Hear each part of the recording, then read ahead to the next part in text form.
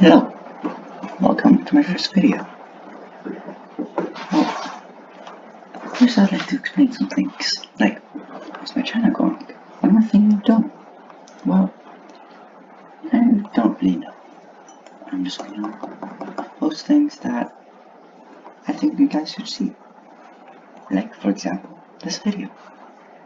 I'm gonna explain the basics of Arduino circuits, and I'm gonna use a program called Tinkercad, which is an amazing program. You should use it. So I'm just gonna teach you guys what I learned in school. Maybe some random videos, some gaming videos, something like that. Now, let me start this off. I assume if you click on this video, you're taking a robotics class or you're just interested. But a prerequisite to this video is that you must know how electricity and circuits themselves work. So, if you don't know how circuits work, how resistors work, how transistors work, I'm going to link you to some videos in the description. You should watch those first. This video is going to explain how to use Arduino boards. I'm going to be building off a breadboard. Small, not quite large, but not that small. So, let's start this off with describing how this works. I'm going to start from top to bottom. Well, before that, let me just mention something. You can see this as two separate boards. These two sides will never interact unless you put a wire connecting them. That also counts for these things. Everything I'm making up right now will never interact with each other unless you wire them together. So, this area up here, where it's highlighted in green, is the ground. It's where the electrons left of the atom, and that's where you want to put electrons in so nothing overheats. This is the positive. That's where everything has extra electrons. That's where they're negatively charged and they have the electricity. That also counts for here.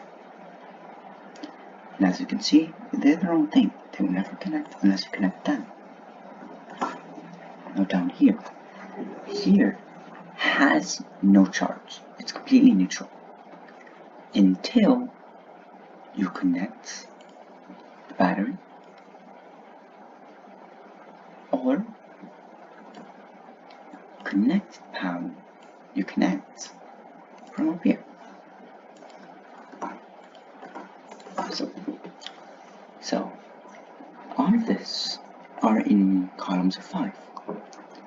Whatever, if you put this connecting to here and this connecting to here, okay, what this would mean is that this is positively charged. It's going in here. It has electricity now. That would mean all of this is charged. All of this green. These are all connected. So none of these interact unless you make them, and none of them have charge unless you make them. So let me do an example. I'm going to show you an AND gate, and I'm going to explain how an AND gate works in a little bit, but I want to show you it first.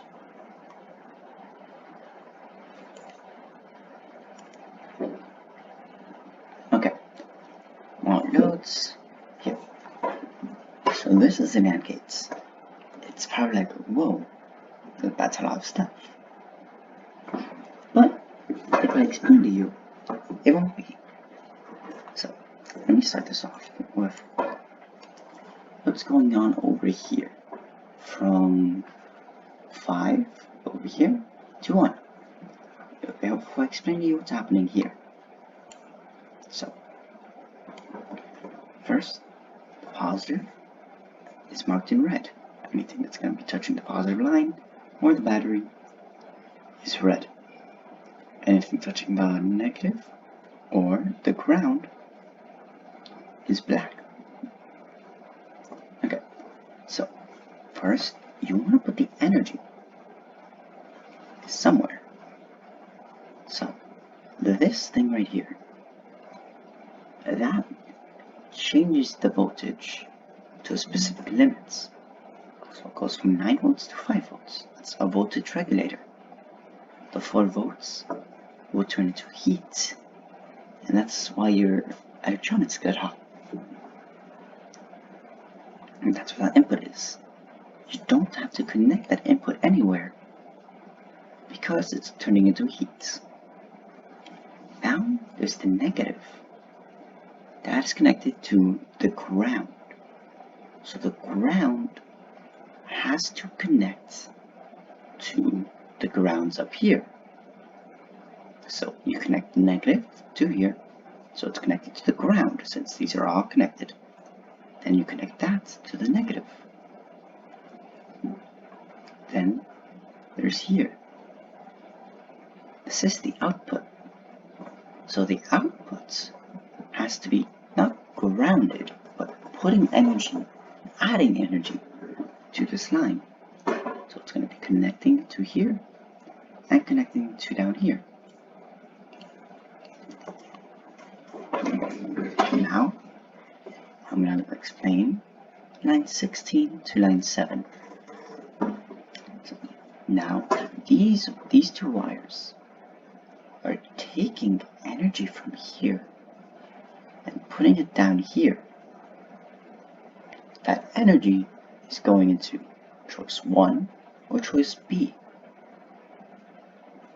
1, 2 if you want. And that would change the voltage since there's a 5 voltage regulator. Now, before I explain the rest, I'm going to explain what this thing here is. This is a quad AND gate. A quad AND gate is what the name says. There's 4 AND gates. Now follow my mouse. So there's input 1, which is going to be the red wire, because that's the 1. Input 2, or input 1B, is the green wire. And then there's an output.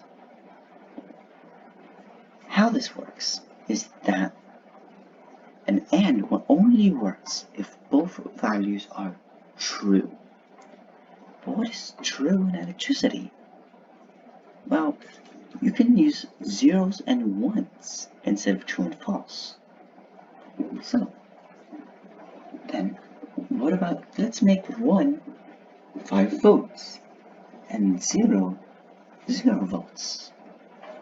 Now we mean that if it's flipped on the switch and it's 5 volts, it's true. If it's flipped off, then it's not true. And only works if both are true.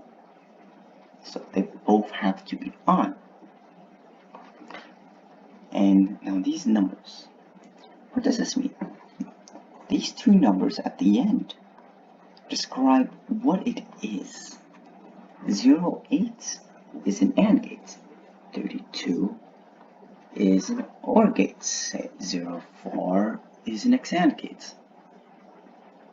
And these are all, it was defined by an older programming book that was made by a company that described every single one of these types of transistor combinations, and they gave them a special code, and people were like, why not, we're gonna use this. Now let me put this back there. So these two wires over here are getting the energy from the positive. You're going down here. This switch is connecting these two sides. So this energy is going through here. And this green is going down here and is connecting to down here. I kept the wire green because that wire you could have chosen any color. We had this red wire that tells us what these two are doing. and I made the red wire brown because it's no longer connecting to the positive outputs. Then, so this is input 1, so it goes and connects to here, which is connected to input 1. Then the green connects to the green, which is connected to input 2. But for that to work, it cannot have too much voltage. Well, not too much voltage, too much ampere, too much current. So you need some resistors. I tend to use the resistance, the equivalent to the voltage, which should make there be a very small amp. And that's what it needs. It just needs a very small ampage for it to work. So just to be safe, you don't want it to catch on fire or the fuse to break in something like this. So then input 1 and input 2 go here, and output goes here. This pink wire is the output, but this needs power to do that. So that's what this does. This isn't part of any AND gate, and neither is this. So this red wire is grabbing from the positive and putting energy into here, and so there's no energy falling up. The ground connects to the negative, so there's no energy left over. Then the output goes all the way to the end, where I put an LED to show if it works. So I connected the electricity to the anode, and the anode enters, and that gets excited, and that causes the glow. Then the cathode is where everything leaves, and I'm going to put down a resistor here so no electricity piles up and there's not too much of an amp. But you're supposed to put very little. You're supposed to put a bit less than a tenth, I'm pretty sure. So I put 470, and 500 is a tenth of the 5 kilo ohms, so it would work. Now, I know it works. I pressed start the simulation, and wow, it works. Now, these two won't affect it since they're not connected to anything, but the second I turn one of these two off, it stops working. No matter what I do, a combination of these two, when it's off, it won't work. But the second both are on, it turns on. Now, to show you a bit more of how this works, I'm going to switch to an OR gate. An OR means if either one are on, then it's on. So, now let me just wait for this to load. Okay, oh, it's the same circuit. Why is that? Well, the reason I had to change nothing about this circuit except this thing right here is because they both only require 2 inputs and only have 1 output, which would mean that I can just switch them around, and for there to be proof that it works, boom, if either one are on, then it works. If both are off, it doesn't work.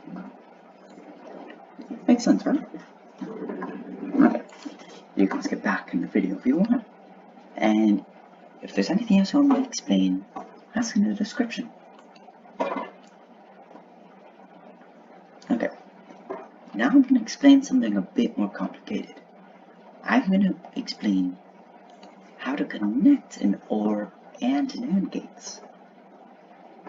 So, this example is an AND OR gate. That means the results of this AND circuit are one of the inputs to this OR. So this circuit should look very similar to the other ones we put.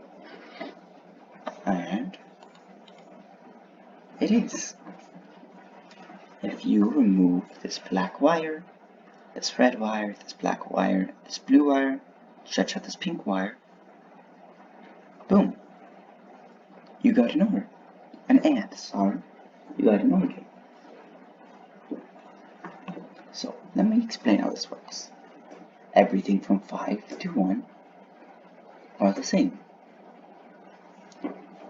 7 and 8 are the same because they connect to 1 and 2. But you might have realized, for there to be two answers, two circuits, there has to be more than just two inputs in total. That means that this red and the green are the inputs to the and the outputs of that AND is one of the inputs to this OR. So all you have to do is move the AND to the left, add an OR, then shorten the final wire, and make this outputs to one of the inputs. Sorry about that. And this black wire, which is the third input, will become the second input to the OR. Then the final output, going to the anode, then the cathode, goes to the resistor. Same thing formed in 7. But then you have to remember, you have to supply power and you have to supply the ground. Now, this will work if I turn in one of these two. Since this last one is an OR gate, that would mean if this black wire is true, it's always true. And as you can see, that checks out. But if this black wire isn't true, then since this is an AND, both of these need to be true for it to be true. Then you can also just have all three on and it works. Now, I'm gonna try to make one of these by myself. So now I'm gonna go here.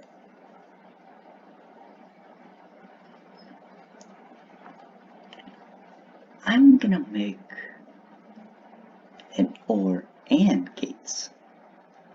Now, let's see. So I have to put the positive somewhere. Doesn't matter where. The negative somewhere. Okay. I'll make the positive red and negative black. That's what you typically do. There we go. But I don't want anything to burn or get too much, and I want it to be a steady flow.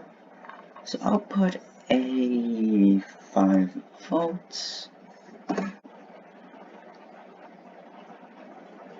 There we go, 5-volt regulator. Sorry, I forgot the name. Then, so we know the power in goes in, and oh, I need to connect the ground to the ground. So I'll keep that black, and I'll connect here to the ground.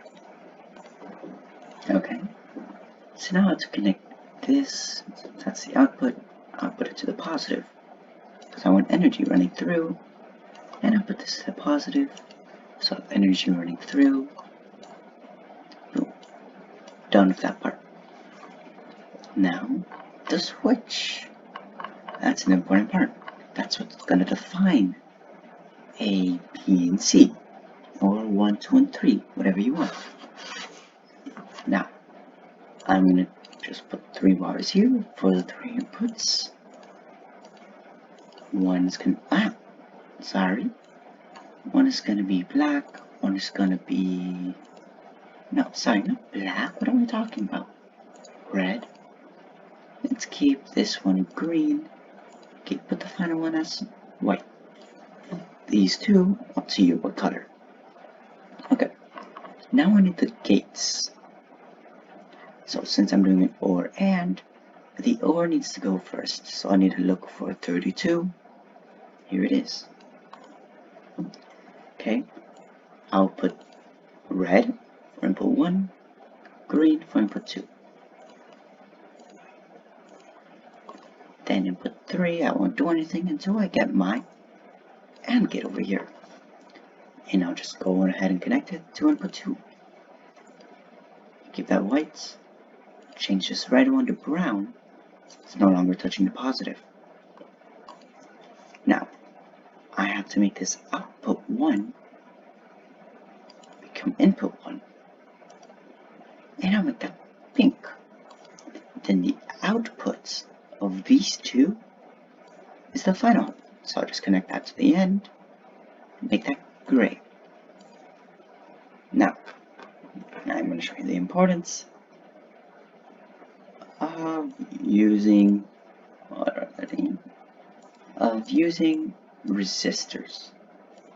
I'm going to run the circuits without any resistors, and I can guarantee that something will explode. Let me just put this wire here. There we go. And I run simulation. Oh, something exploded. Let's see what it says.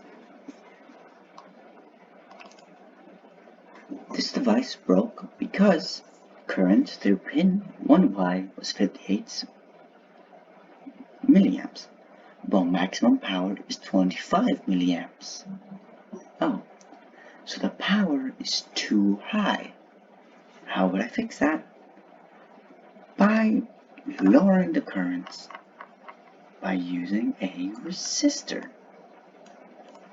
So I'll just put one here, put another to be overkill, then put it to 5, and put it to 5. Oh yeah, one more thing. Resistors have to connect to the ground because you don't want to give the resistors energy while they're taking in energy. That would cause an overlap and it could melt. That would be very bad for your circuits, especially if it's why it works. And make this 470 because it needs to be a tenth of this. Less than a tenth. So I just put 30 ohms less. Now, let's see if it works. It works. Yep, there we go. Well, this ends my video. But if there's anything else you want to know, something more complicated, more in depth about anything that I explained in this video, I'll leave a few better videos, to be honest, in the description. Well, I hope you enjoyed this video. I'll see you in the next one.